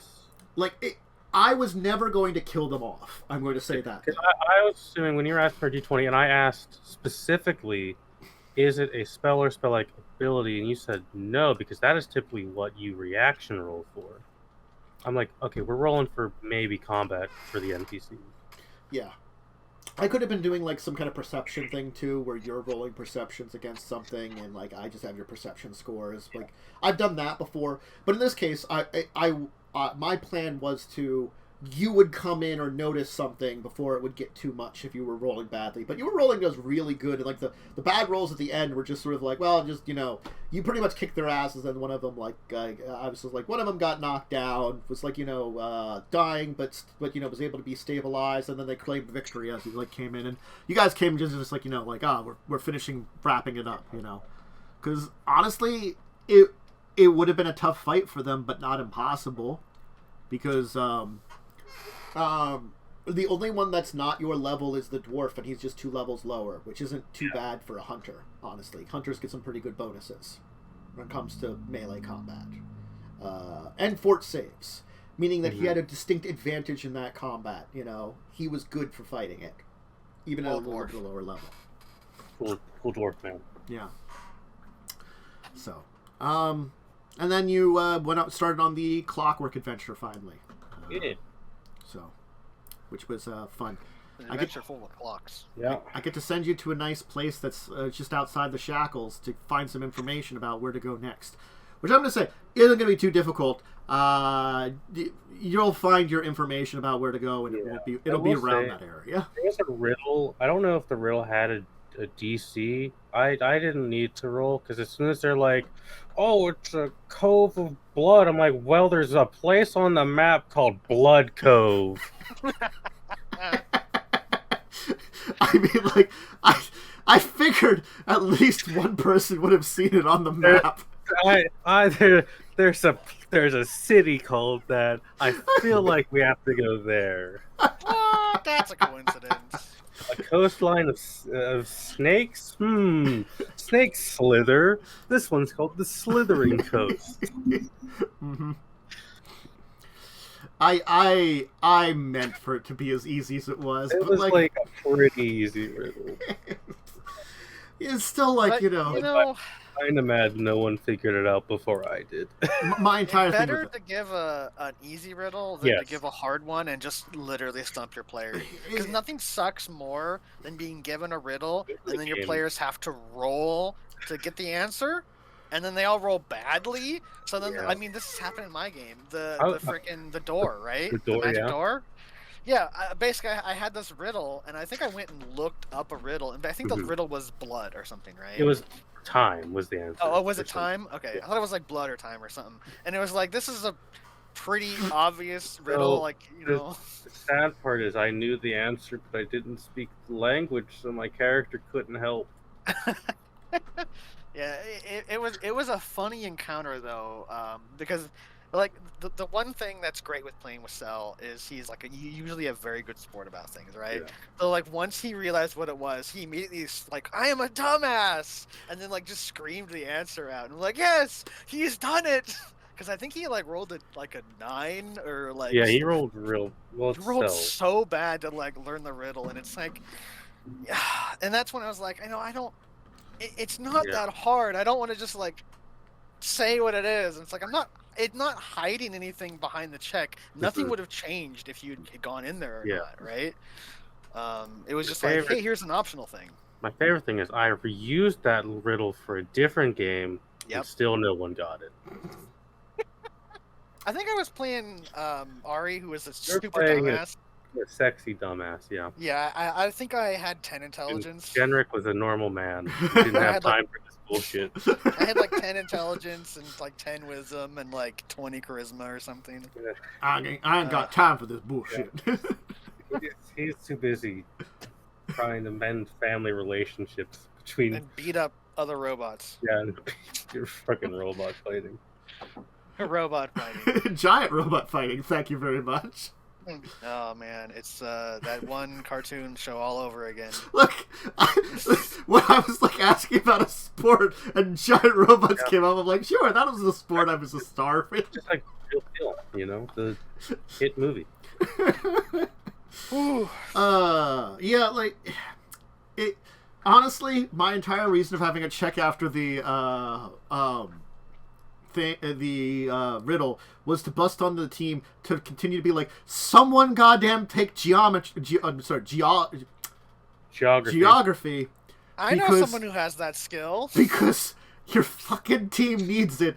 It's critical next to sailing and local. Only one person who can take it, unless a headband is acquired. You know what? You know someone who can make one of those things. It's not actually on my skill list. I do like how they're like, we can just get a headband of crafting, and the crafter people are like, why would you do that? That's such a waste. Yeah, that's the thing. Is like, that's why crafting people don't worry about like getting a headband, because they're like, that's a waste. Who would commission that? Learn. Like, there's much better like magical skills to get with a headband. Yeah, I like that Jacob just got sassed to death at the end of the session. Look, he asked the wrong person if I can just like sit it on lessons. Hey, can I just sit here and watch you, Maybe old man I just met? Yeah, old man that I've just met. I want to learn your craft by absorbing it through osmosis. But how about Thursday? How'd Thursday go for you? Thursday game. You guys got a quest. Do cool questy things. You went to what city did you go to first? We went to the south right one. You went to Ferrostar first, and you found some weird shit. AKA, someone told you saw a weird shape in the sky, a familiar shape. It was very dragon-like. Yeah, it's You've kind of met weird, one of those. weird dragon shape. I don't know. There's two weird dragon shapes heading towards that city. So you went there, found out they went past the farm. You talked to a lovely sheep farmer who may have sassed you a little bit. Mostly sassed the cleric, because the cleric's an idiot. Yeah. And you found a cool ruin planar portal, and the best plan was made. Oh boy. Where Lynn's character Casper has a staff with the ability to send someone back into the past for 6 seconds. Cell prepared a identify spell to identify the repaired planar portal in the past. So they did that. He identified it. I even gave Cell the information. Then he reappeared. And I read off the addendum to the spell on the staff of you don't remember visiting the past. You just go back there for 6 seconds, and you return with no memory of what you saw. Lynn knew about it. Lynn was the one who suggested the plan. Lynn did it just to troll Cell. And goddamn, it was very funny. So it made Cell waste a spell slot. It was a thing that happened. And then you went to a cool industrialized city, except you didn't want to be seen, so you became a normal human man with your normal elf skeleton. Yeah, that's my elf skeleton friend. Yeah. Steve. The Adventures of Hubert the Human and Steve the Skeleton. We're the greatest team ever. The greatest crime-fighting duo. A skeleton with like 12 HP. I think he has 13, thank you very much. I don't know how much HP a skeleton has. Not much is the answer. He's got like a 4 to hit, and he's got like no HP. Osmosis? Is that like osmosis except for the butt? Osmosis. Now that's what Claude tried to do to that man, but only absorbed his skin. Osmosis. The poor man's skin. The poor man just ate his skin and then let him survive. He was partially digested. Oof, yikes. And then the party went to get some directions. Casper, Lynn's character, like rolled a nat 1 on a persuasion check to talk to a guard. guard told character to fuck off, basically just walked away. And then they went to Rude. talk to a particularly sassy bar owner. Who I think made Cell actually mad. Because it's like Cell was like, where's this, where's the count live, which is a public location that you can just go to. It's marked, has signs marked to it. And the bartender's like, why are you wasting your time asking that? That's a public location, my dude. You can just go there. There's signs. I love bullying Cell because his reactions are he's a good sport about it. Usually. But then they went to talk to accounts, and they got some information on where to maybe start their search for this person. Nice. How'd Friday go?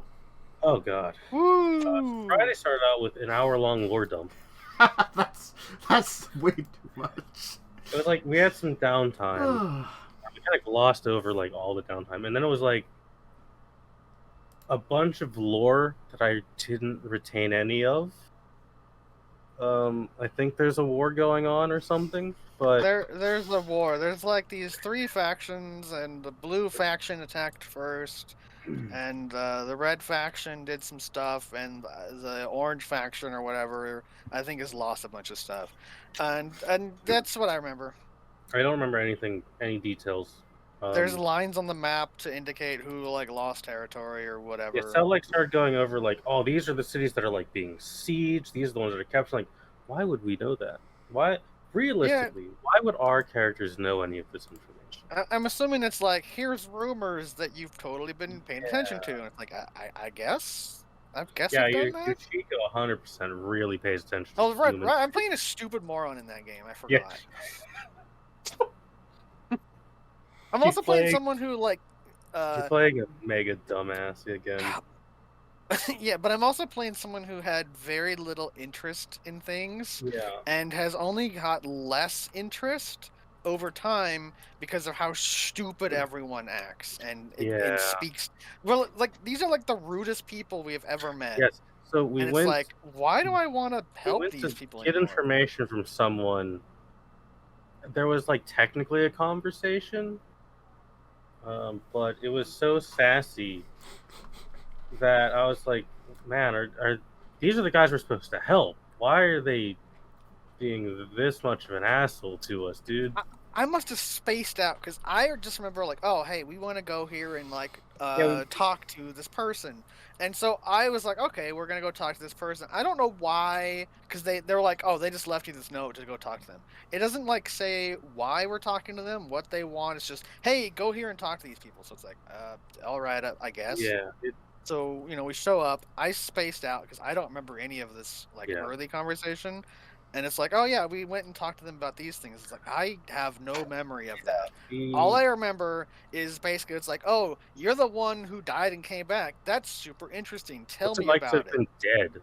And then it was like, okay, so Momo's character, Valentine, explains it. And it was like, all right, everyone else, you're boring. You can leave now. I'm done with you. And it's like, what? I like hate this person. They're such a bitch. It was a really strange encounter. I feel like multiple people in the party actually wanted to kill that woman immediately. Yeah, after the conversation. Like actually just kill them because they're just a super asshole person. Yeah. It's just like, yes, I am obviously better than you or something, and my time is super more valuable than yours. Yeah, clearly. And then we went and fought some soldiers. They were sus. Man, like I've not played Paladin a lot. I keep forgetting how much damage Paladin does. Paladins are gross. And I'm only using a short sword, by the way.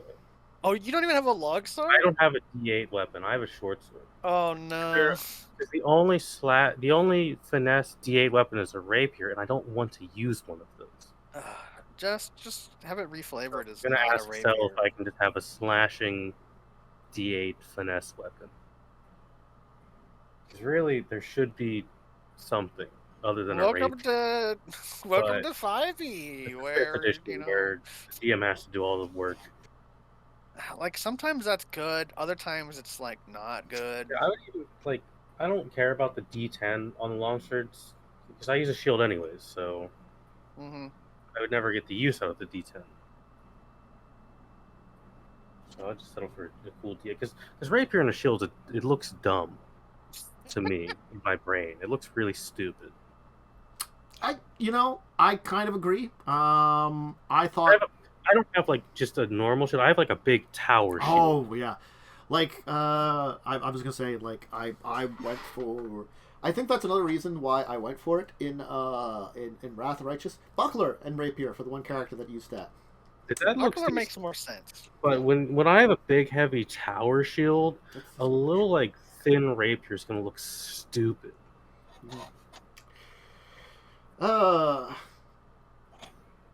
Sounds like it was an interesting thing. I guess I should give an update on things that happened in Wrath of the Righteous, because I'm almost done that. I got to the final area of that entire thing, and I seduced a queen. Nice. Hell yeah. Yeah. But it turns out I think I had everything I needed to get the like actual secret ending, but it's really hard to tell. So I went in and used the toy box mod to actually check, honestly, because I think that's fair. Because it's like 27 different things you require, and plus also I found out I had to wait 4 months. Oof. It was that bad. So I did that today, off stream. I waited 4 months. And, it's not That fun. reminds me of Skyrim, where you do like the wait or rest. And, I'm sure people have seen jokes where someone just stands there unmoving and motionless for 24 hours, and then suddenly just comes back to life.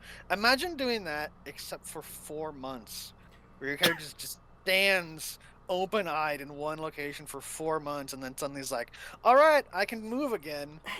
It's kind of worse because, like, they still have random crusade stuff happen that you have to deal with. Oh, no. And so it's like one of the things is random enemy armies still spawn. They only spawn from one area. So I just positioned my, like, most powerful army right outside of that and just, like, had them just murder everything that spawned. But it wasn't necessary. I'm going to tell you, it was not necessary at all.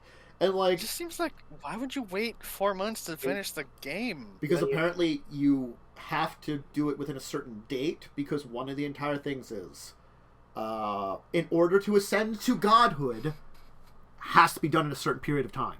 Yeah. Like a certain time of year. Why couldn't you just do it a month early or something? It's got to be the fourth month, the third week of the 4th month. I have all this super huge god power. I'm just gonna become a god now. Wait, no, sorry, I have to wait until the 16th. Also, like, I was able to get like 5 out of 6 of the like crystals you needed to ascend. You, your team, and the lady that's helping you. And I'm like, the lady that's helping me, she fucking like, yeah, she did some really awful stuff, but she did it because like people murdered her family, and it was a different time period where. I don't know. Magic users were murdered for no reason. As long as she's not a serial killer. She's not. The serial killer I've now also removed from my team. I went back and I did everybody's, like, a couple players' abilities just so I could drop her off my team. Yep. Because then I don't have to... Like, if it sends all of my allies, fine, whatever. She can chum along for the ride. I don't care. She can be chaotic evil, and we can deal with her then as, like, an arch nemesis or something. Whatever. But if she's not on my team, and I don't have to worry about it, I'm okay then, too, if she's not ascending. I chose the succubus lady. I figured out redoing her mythic abilities and just, like... Because the ranged ones are okay, and giving her, like, some spell ones so I could just... And having her be able to do the spells for 24 hours, I was able to, like, easily replace the... Spirit Shaman. Also, if I had a choice between a succubus and a serial killer to be on my party, it's a pretty hard choice between them. it was just man, I couldn't finish her storyline in good conscience, because their storyline isn't good. It doesn't matter for his end. I just made things easy for myself too. Like, I can there's apparently 21 of these pages you have to give to this like elven storyteller. I missed one because something happened.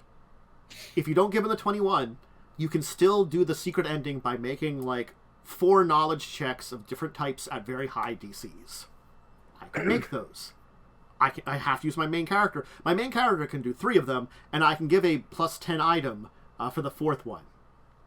Check, if I really need to.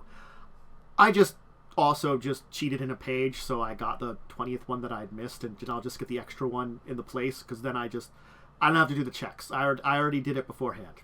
You know, I made things easier.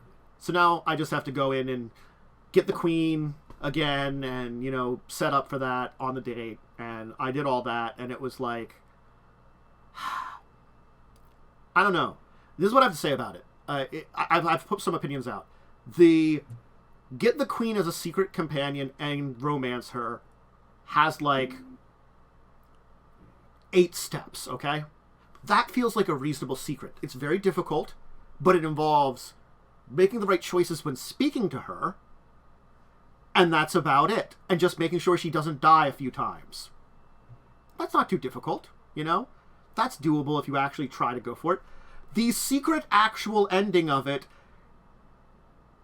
the amount of stuff you have to do is just dumb. It's like 23 steps. Oof. And some of them are so innocuous of like, you have to notice this one thing at this one point in time and then have this, bring it up in conversation. It's just like, what?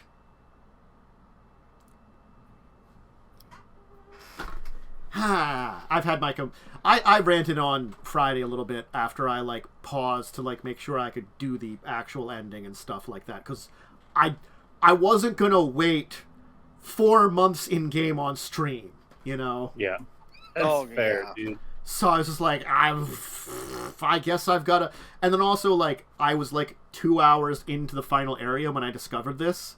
So I was like, I guess I'll just redo that, too. Those 2 hours. I haven't done that yet, but I'll do it tomorrow, I guess, or something. It's... The game is too long, too. It's like 100... I have, like, 150 hours in it, I realized. It's way too long. I think it took me... I mean, Divinity is not as long as that, I don't think. No. Nope. But it also depends on if you know what you're doing. But my playtime is very inflated because I played through Fort Joy like 7 times. Let me look at mine. We're on the last act or something, right? Yeah, we're in the last act. Where the fuck is Divinity? We might have... I have 69 hours. Nice. But you've played through... I played through Act 1. In the very start of Act 2. Joy?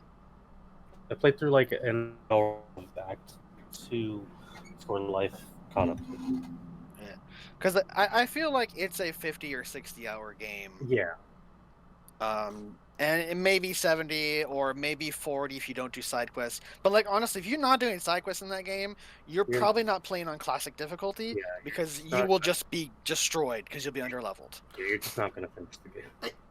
I think the entire thing about me is I'm not saying like it's too much of too long because I don't mind a game that long. Like I could certainly play an RPG game that's 150 hours and be okay with it. So, it's the problem that they almost make it that they want you to replay it, and 150 hours is too much for replaying it. So I definitely get that, because I could play like a fucking BioWare RPG over and over again, and those are like easily 100 hours.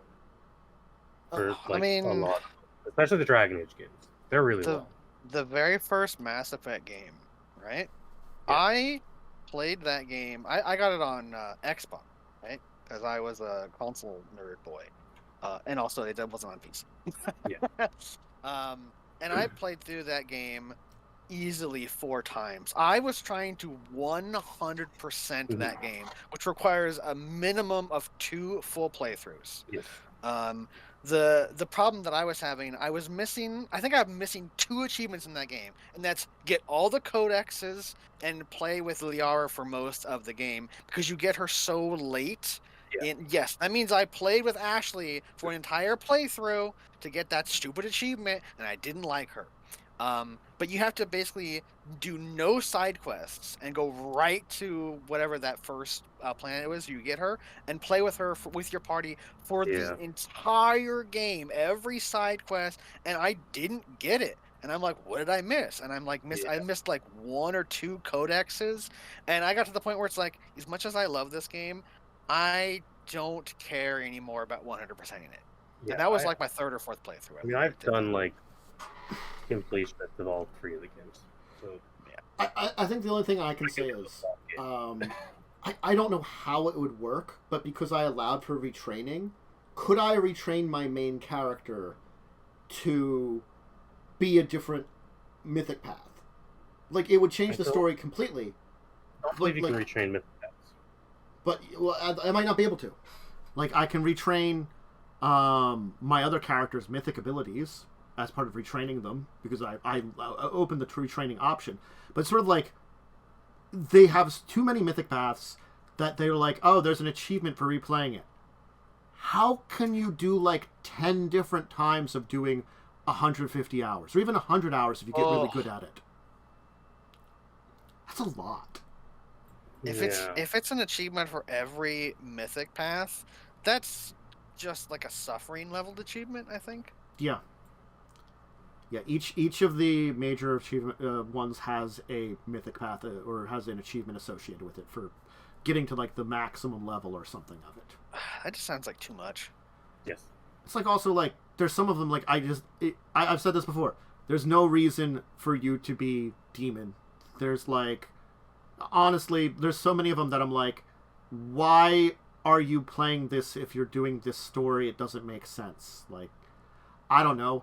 Hey, what about even like the Lich one, the undead one? There's an undead path. A swarm that walks where you're fucking swarm of freaking evil stuff. Why? A swarm of evil stuff. You know, like a living swarm. Why? What's the point of this?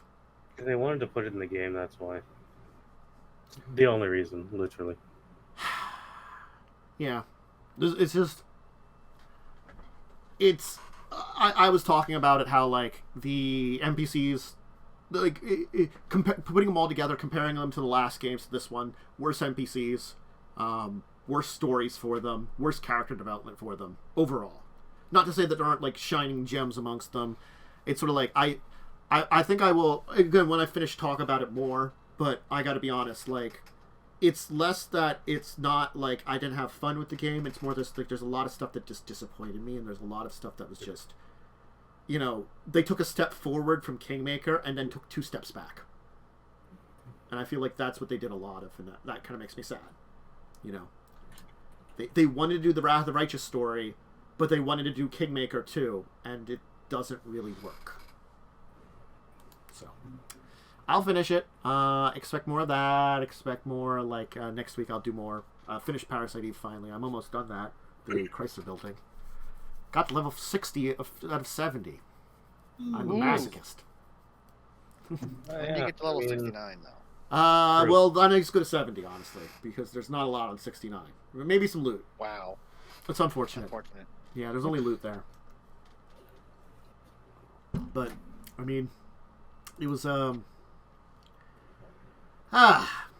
don't know what I'll do after I've finished Pathfinder, but I should be able to finish that on Monday, and maybe I'll finish, Parasite Eve either Monday or Wednesday. I'll see which day it is. I don't know. I'll figure it out. And then, you know, that'll be it. I'll have cleared out some stuff from the schedule. I mean, God. Some things I promised to get back to, and I'm finally doing it. Man, you know, I like the idea that I at least mostly finish games when I play them, but like there are definitely some that I'm like I'll never go goddamn back to. You know, there are some games that you have a lot of fun playing in the moment, and then you never want to see them again. And then there's the Mad Max game, where I never want to play it or look at it ever again. That game was like pretty fun. It's very Arkham style in its combat, but then it has a moment in the story where I didn't want to play it anymore, but I'd already played through like 70% of the game. So I'm like, you know what? I'm gonna finish, and then I'm gonna uninstall this game, which is weird because like it has all the things I like in a game, except for that twist in the story where I was just like, nope, I hate this now. Rip. It's like I was saying, like, in Wrath of Righteous, if they just had the, in quotation, kingdom management stuff and got rid of the actual, like, crusade battles, or at least changed the crusade battles, I think it would have been better. Like, I liked their kingdom management stuff. It was so much better than Kingmaker.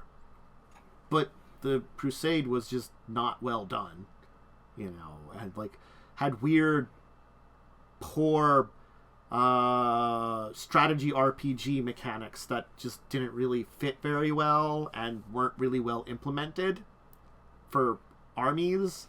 And it's the honest thing of, like, everybody agrees, just use ranged units forehead because you just win then. There's no, like, strategy otherwise, which is kind of sad. It's just I understand it. Like, sometimes you just can't get a game that just really does everything for it. But what can we do? We can try. Anyway, but I think that's about it for this week, I guess. Yeah, I get. Yeah. I hope everybody had a good one and enjoyed the show. Make sure, I thank you for joining me, Momo and Lightning.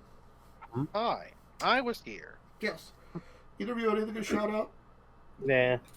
Okay. If you got any of the links to watching those other people that have been talking about the whole situation, I mean, Go check them out. yeah, they have a lot to say. A lot of them are very experienced in this and have talked way more than we did. Part of the reason why I jumped on is because, there's nothing to be mad about anymore, right? Yeah. This is what's happening, and that's just, an unfortunate side effect. And, being mad about the people who have nothing to do with it doesn't help anyone. Yeah. So, yeah. Check out all those links. I'll throw them into the YouTube description when I upload that. It should be uploading this week. So if you're watching now live, if you missed part of it, check out this week. I should be uploading all of Discussing Tabletop that I'm behind this week, so it'll catch up on all of them. So expect this out a little later in the week, but it will be out in a relative time soon because I've edited all of them finally, and I just have to actually throw them up on YouTube. So expect them popping up. I think I'm only at like 4 weeks. Honestly, that's not too bad. Yes, I had died 4 weeks, so not too bad. So expect to like this up on like Thursday next week or something. This episode. If you're watching on Thursday, hi, thank you for watching us on YouTube. Links in the description below. A couple more things that I have to say. Because I do some stuff. If I get back to some of my more edited videos, I might still do magic lore videos, because honestly that's storyline stuff, and that's like interesting. It's part of the game, and as I said, I'm much more for playing the game still on that one. So expect those still, maybe, or maybe like the magic history videos if I one day get an editor for those. Probably not going to do any more D&D videos. Those are kind of out. They were just about playing the game, honestly, that I was doing for those. So that really doesn't make much of a difference. And the only other video that I've been put out, which I did put on hold for a while, is I will probably still finish the Adventures of the Forgotten Realms adventure builder kind of thing that I was doing. Because honestly, I still have the rest of this box of Adventure of the Forgotten Realms, and I found it a fun thing to look at some magic cards and come up with a D&D an adventure. And I'll just, rather than say it's a D&D adventure now, it's a fantasy adventure of your choice. Switch out some stuff. Maybe first edition Pathfinder. Some of the creatures you just have to replace. I'll talk about that there. I'll try to make it more generic. That's it. So expect that. But I I got this box and I want to do something with it still. I bought it like last year. Haven't finished doing something with it. Might as well. I already paid for it. Can't really change that at this point. So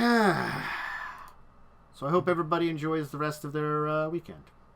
And see you all on Monday. And see at least some of these people at some point, like Momo, next Wednesday for Buccaneers. And, you know, Lightning will pop in at some point in time, I assume.